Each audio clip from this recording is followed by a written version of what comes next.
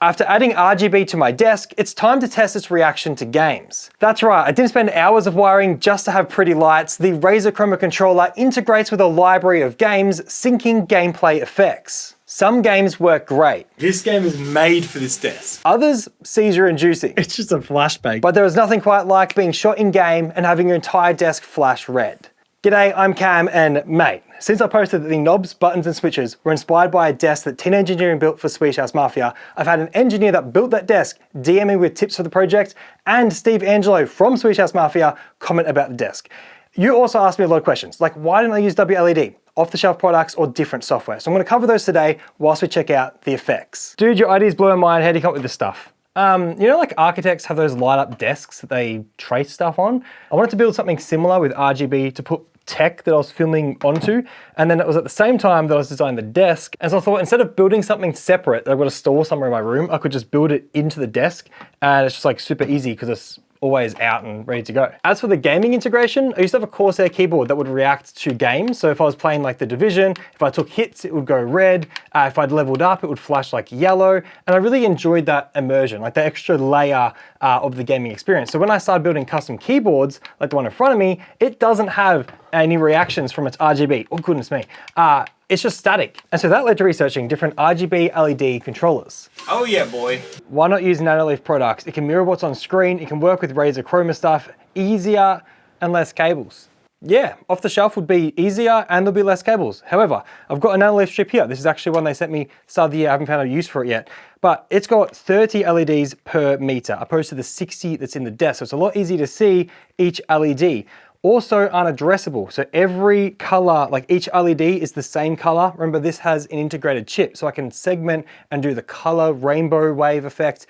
Each LED can be different. These will always be the same color. There are plenty of other companies that have addressable RGB strips with Razer Chroma game support, but then you're dealing with third-party software. Like to get these strips to sync up, it was a nightmare. I installed the software and then it wouldn't find the Wi-Fi strip on my network. I restarted my computer, the software wouldn't open. I reinstalled it and it still wouldn't open, so I uninstalled it and found that they left a bunch of app data behind, so I manually cleared that out. Then after reinstall, it finally opened.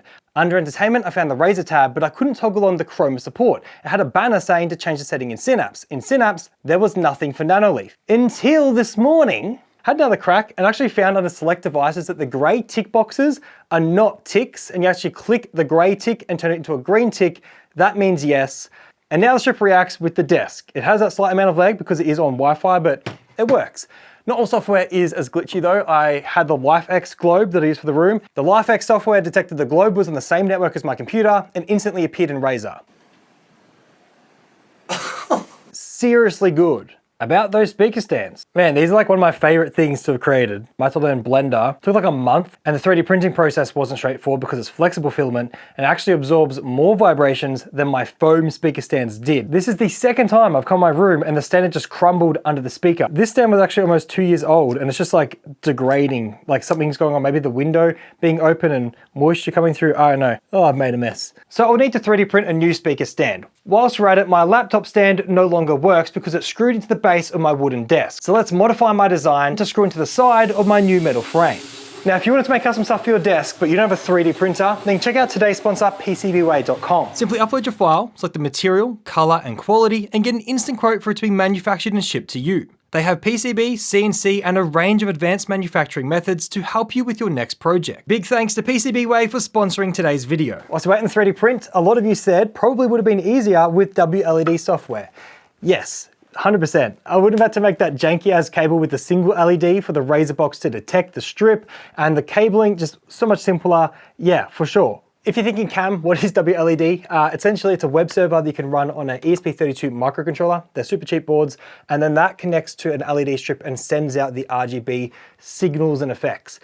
I started with this. This is where I started off this project's ideas, but then I changed and pivoted to Razer software because I have a simple interface on my desk where I can click and drag and select segments of the LED strips to change certain parts opposed to the whole desk. It's the simplicity of being able to click and drag and rearrange the orientation of the LED strips so all the data is flowing the correct way to easily have everything sync for the different effects. Now, it's not perfect. There's a bug where randomly it'll just dim everything to 0 and then bring it back up to the set brightness. I can't see a reason why or when it does this, but if Razer doesn't patch it soon, I'm gonna add a switch that goes to WLED for like general effects and then toggle it down to the Razer box for gaming.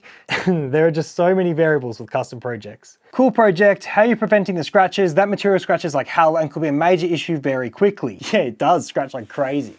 For the lights, I need something transparent and I wanted frosted so it diffused the light even better. However, from the test sample that I had, I used my mouse on it for a bit. Don't like the sound. And just in general handling, it scratched easily. What I'm thinking is a clear vinyl, like a book wrap or like a paint protection car wrap, just on this hardwaring section, because I do ultimately not want to have a mouse pad and just have it all like floating on this lit area. That looks cool. But the vinyls that I've tested so far sound scratchy under my mouse.